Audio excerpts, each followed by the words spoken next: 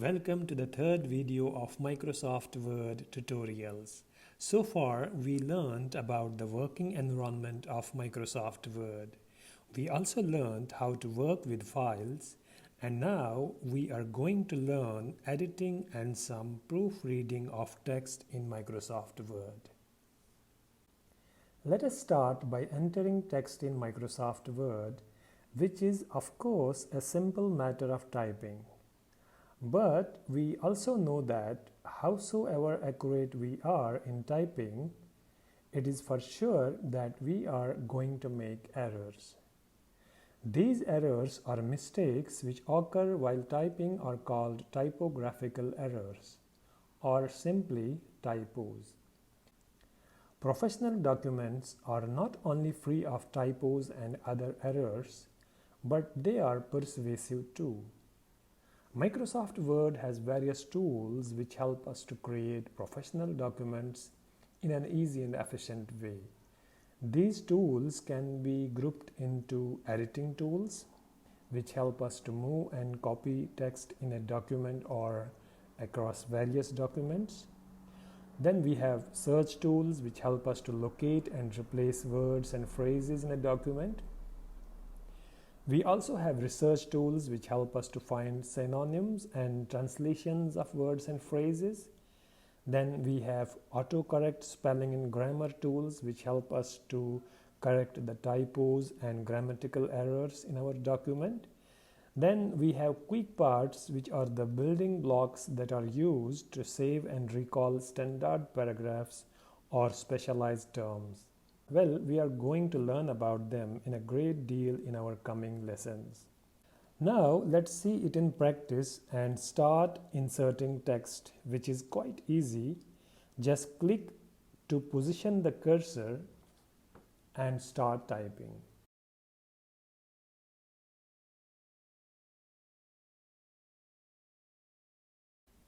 Alright, so as we are done with inserting the text, quite often you may need to delete the text. So how to do that, which is also an easy task. If you want to delete only a few characters, simply position the cursor and then press backspace or delete key. So the backspace key will delete the character to the left of the cursor, whereas the delete key will delete the character to the right of the cursor. So to make it clear, what I am saying is that you position the cursor. Now if you want to delete the characters to the left of the cursor, you press backspace, and if you want to delete the characters which are to the right of the cursor, you press the delete key. Alright. Now as you might have realized that using backspace key and delete key will not be an efficient way if we need to delete more than a few characters. You see, it's going to take a long time if you want to delete, let's say 100 characters or more than that. So in that case, we will select the text first which we want to delete. And how to select the text, let's go through it first. So before looking at how to delete more than a few characters at a time, first we need to know how to select the text. Alright. Now one way to select the desired text is just to drag through the text.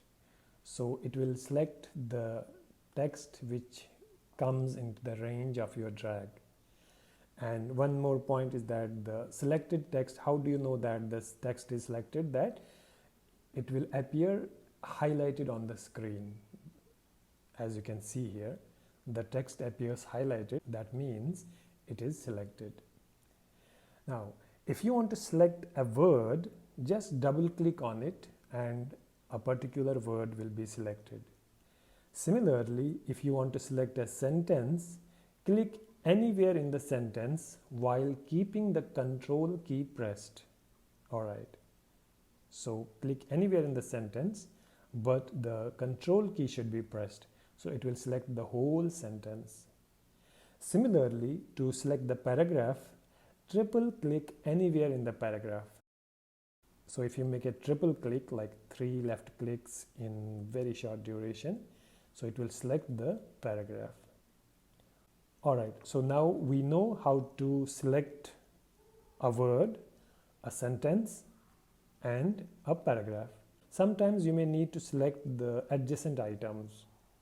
So in that case, you place the cursor at the beginning of the text, move the arrow keys while holding down the shift key. You may use down arrow to select one line at a time, or you can use right arrow to select one character at a time. All right. Okay. So here also, if you want to select one word at a time, you hold down the shift and control key and press the arrow keys. You can also position the cursor at the beginning of the text that you want to select, and then you hold down the shift key and click at the end of the text. All right. So these are some of the ways which you can use to select the text. There is also an alternate way of selecting the text. In your document, the invisible area in the left margin is called the selection area. This is the selection area. You can use this selection area to select items in your document. So let's go to select a line. Click the selection area to the left of the line. All right. So if we click here to the left of the line in the selection area, it will select a line. Similarly, to select a paragraph, double click the selection area to the left of that paragraph. Here we see. Okay. To select the entire document, you triple click the selection area anywhere, so it will select the entire document. By the way, we have a shortcut key which can be used to select the whole document, that is, yes, you guessed it right, Control plus A. All right, so after you are done with selection, when you select the text that you want to delete, then you can use delete key or backspace key, and it will delete the selected text. Now let's see how to move the text from one place to another. To move the selected text, you can use drag and drop, you can use cut, copy, paste buttons, or you can use keyboard shortcuts. When you need to move or copy text to a short distance, dragging is frequently used. Dragging, which we call drag and drop also. So how to perform drag and drop operation? Let's have a look. What you will do is you will first select the text, then you hold down the mouse button and drag the selection to the new location. And when it is done, you just release the button. This way, you are moving the text. However, if you want to copy the selection, do the same thing. That is, like, hold down the mouse button and drag the selection to the new location. But in this case, you must hold down the control key.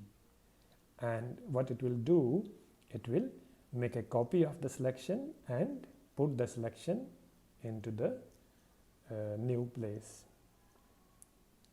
If you need to copy or move the text between two locations which are pages apart, of course, it is better to use cut, copy, paste buttons instead of drag and drop.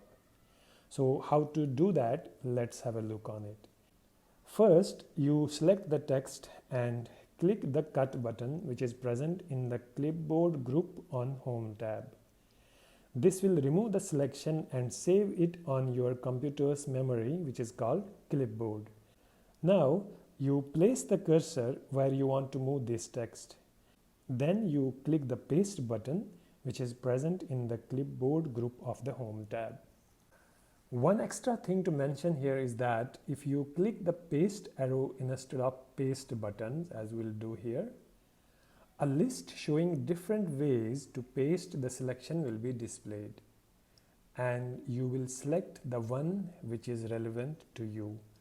And we are going to learn about all these options in our coming lessons, so don't worry about that.